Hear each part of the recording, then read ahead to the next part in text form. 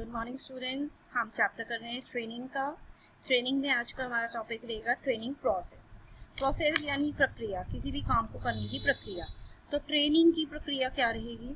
Changes in internal and external situation. जो company की internal और एक्सटर्नल सिचुएशन में चेंजेस आते हैं वो अनअवॉइडेबल हैं, जिनको आप अवॉइड नहीं कर सकते। तो अब आपको क्या करना पड़ेगा? आपको अपने स्टाफ को ट्रेनिंग दिलवानी पड़ेगी। तो इसलिए क्या है, ट्रेनिंग एक कॉन्टिन्यूस प्रोसेस है जो कंपनी में चलता रहता है। कभी किसी एम्प्लॉय को, कभी किसी एम्प्लॉय को ट्रेनिंग दिलवाते रहते हैं। तो इसलिए training is not a one shot affair. तो ट्रेनिंग एक बार की चीज़ नहीं है, बल्कि स्टेप बाय स्टेप प्रोसेस है जो कि कंप्लीट होता है जब उसमें बहुत सारी एक्टिविटीज सीक्वेंशियल, जैसे हम सीढ़ियाँ चढ़ते हैं 1 2 3 4 करके, तो ऐसे ही सीक्वेंशियल एक्टिविटीज होती हैं, सीढ़ी नुमा एक्टिविटीज होती हैं। तो एक एक करके उन सारी एक्टिविटीज को कंप्लीट किया जाता है, तो जाकर ट्रेनिंग प्रोसेस कंप्लीट होता है। तो वो कौन कौन सी एक्टिविटीज हैं जिनको कंडक्ट किया जाता है या प्रोसेस के अंदर? Determination of the training needs. जब एक कंपनी ने ट्रेनिंग दिलवानी है तो सबसे पहले उन्हें नीड्स के बारे में पता होना चाहिए कि क्या नीड्स हैं, जो आपके एम्प्लॉयज़ हैं उनकी ज़रूरतें क्या हैं, ऐसी क्या ज़रूरतें हैं जो उन्हें ट्रेनिंग दिलवाने की ज़रूरत पड़ रही है। तो सबसे पहला ट्रेनिंग प्रोसेस का स्टेप क्या है, और स्पेसिफिक ऑर्गेनाइजेशनल स्किल्स जो आपने डिवेल्प करनी है किसी जॉब के लिए, उनके बारे में सोचना कि वो क्या है। Training need is the difference. Training की क्या है? स्टैंडर्ड परफॉर्म और एक्चुअल परफॉर्मेंस के बीच के फर्क को ट्रेनिंग कहा जाता है।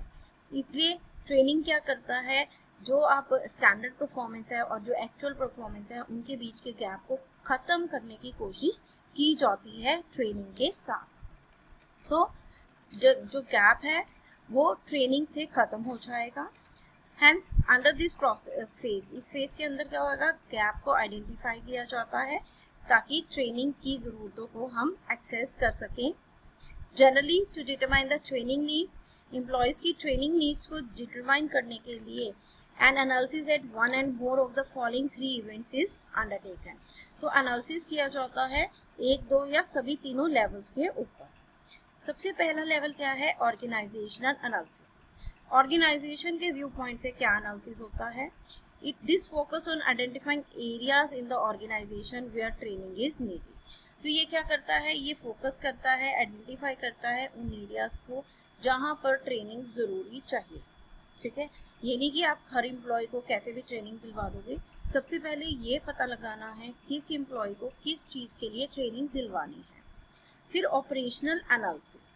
ऑपरेशनल एनालिसिस क्या है? ये फोकस करता है proper examination of work to be performed after training. Training के बाद जो भी काम किया जाएगा उसके ऊपर फोकस करता है।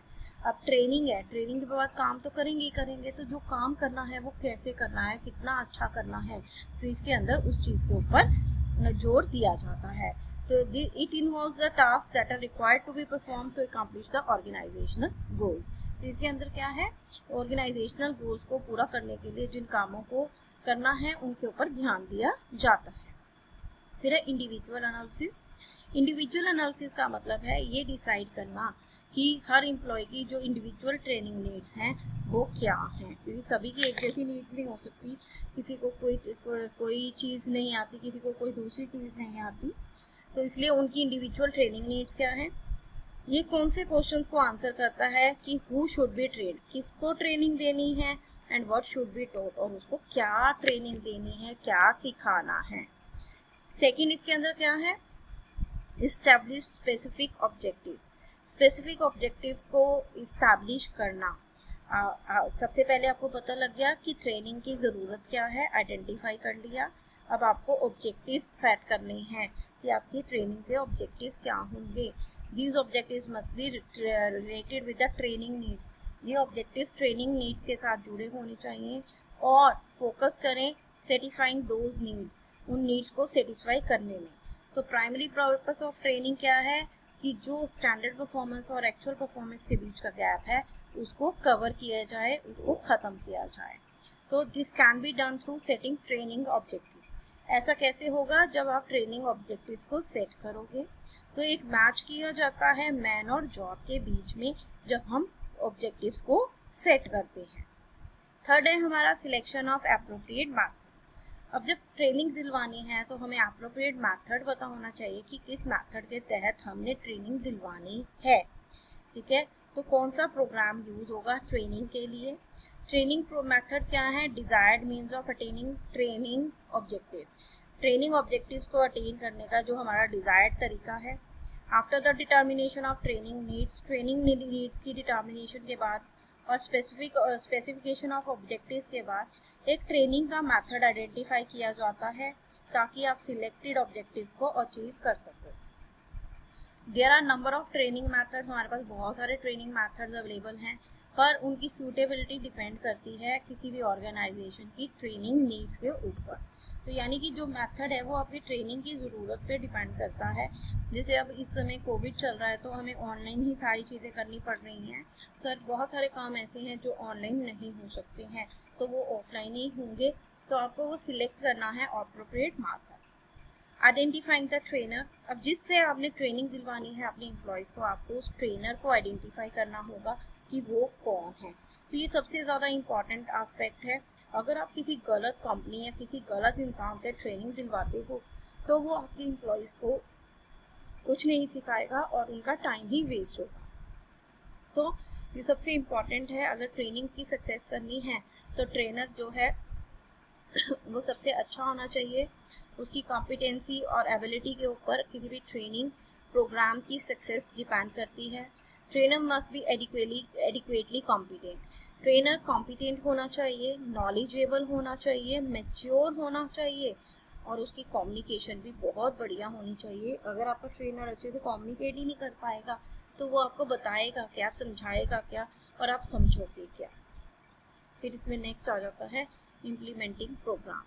जो ट्रेनिंग प्रोग्राम्स हैं उनको इम्प्लीमेंट करना, सिलेक्शन ऑफ एप्रोप्रिएट मेथड और ट्रेनर के बाद क्या है, अब एक्चुअली ट्रेनिंग प्रोग्राम होना शुरू हो जाएगा। इस स्टेप के अंदर क्या है, जो आपने प्लान्स और प्रोग्राम्स बनाए हैं ट्रेनिंग के लिए वो शुरू हो जाएंगे और ट्रेनिंग के बाद क्या होगा, हमें डिजायर्ड रिजल्ट्स मिलेंगे। इसके अंदर क्या होगा, एम्प्लॉयज़ को ट्रेन किया जाएगा ताकि उनकी परफॉर्मेंस को बेटर किया जाए। तो प्रोग्राम इम्प्लीमेंटेशन के अंदर क्या आ जाता है, deciding the location and organising training and other facility, उस लोकेशन को डिसाइड करना जहाँ पर ले जाकर एम्प्लॉयज़ को ट्रेनिंग दिलाई जाएगी, किसी कंपनी के अंदर या अपनी ही कंपनी के अंदर, किसी स्कूल कॉलेज के अंदर। ऑर्गेनाइज करना ट्रेनिंग और अदर फैसिलिटीज़ को। सेकेंड है scheduling the training programme, training programme को शेड्यूल करना, यानी कि उसका टाइम टेबल बनाना, कब कैसे कितनी ट्रेनिंग दिलवाई जाएगी। फिर कंडक्टिंग द प्रोग्राम, जो आपने ट्रेनिंग के लिए सोचा है उस ट्रेनिंग प्रोग्राम को कंडक्ट करना। फिर आ जाता है हमारा 6 point, evaluation of training programme, training programme को इवैल्यूएट करना। आपने अपने एम्प्लॉयज़ को ट्रेनिंग दिलवा दी, ट्रेनिंग के बाद वो एम्प्लॉयज़ काम करेंगे, काम करने के बाद क्या होगा, आप ये चेक करोगे कि क्या ट्रेनिंग के बाद एम्प्लॉयज़ की एबिलिटीज़ बढ़ी हैं, क्या उन्होंने अच्छे से काम करना शुरू कर दिया है, क्या उनकी परफॉर्मेंस में कोई डिफरेंस आया है या नहीं। तो उसे बोलते हैं इवैल्यूएट करना। तो इवैल्यूएशन से क्या होगा, उसी से आपको पता लगेगा कि क्या एक्चुअली एम्प्लॉयज़ के अंदर चेंज आया है या नहीं। फिर है फीडबैक, फीडबैक क्या है, एक ऐसा मैकेनिज्म जो आपको बताएगा कि ट्रेनिंग प्रोग्राम कितना अच्छा था, उसके वीक पॉइंट्स कौन से थे और जो ट्रेनिंग प्रोग्राम है फ्यूचर के लिए उसे कैसे इम्प्रूव किया जा सकता है। इसके पर्पज़ के लिए क्या होगा, आपको जो इन्फॉर्मेशन रिलेटेड विद है क्लासरूम है, जब ट्रेनिंग दिलवाई जा रही है, अगर क्लास में दी जा रही है तो वो कैसी होगी, और अगर उस टाइम जो फूड दिया जा रहा है, लॉजिंग यानी रहना, तो वो सब कैसे होगा।